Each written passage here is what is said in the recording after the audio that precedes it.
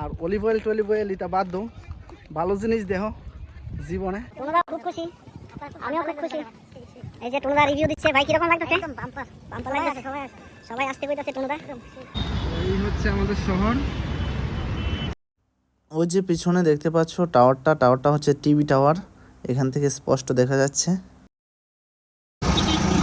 Hello guys, তোমরা কেমন আছো? আশা করি ভালো আছো। তো আমার মাথা ঠিক নাই, আমি কোনখানে যাবো ঠিক নাই। তো হঠাৎ করে প্ল্যান হইলো, টুনুদা কইতাছে একটা সুন্দর জায়গায় যাইবো। তো আমি স্কুটি পিছুইটা বইলাম, তো যাইতে থাকলাম। চলো দেখাই তোমরা।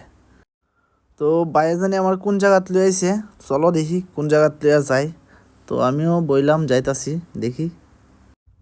তো অবশেষে আমরা ওই জায়গাটার মধ্যে আইছি, আয়া দেখতেছি যে কিছু পোলাপান উপরে আড্ডা মারতাছে আর নিচে ক্রিকেট খেলা চলতেছে। হ্যালো গাইস, আমরা যাইতাছি আমি আর টুনুদা একটু ঘোরাঘুরি করতে। তো আমরা নিচে দেখতে পারতাছো সবাই খেলাধুলা করতেছে, আর আমরা উপর দিকে একটু হাঁটাহাঁটি করতেছি।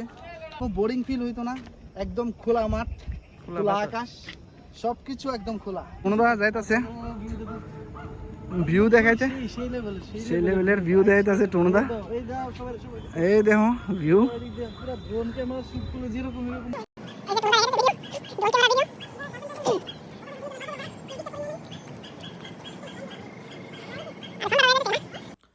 তো এই হচ্ছে আমাদের শহর আগরতলা। তো আমি দাঁড়িয়ে আছি কোথায়, একটা ওভারব্রিজের ওপরে, রেল ব্রিজ যেটা।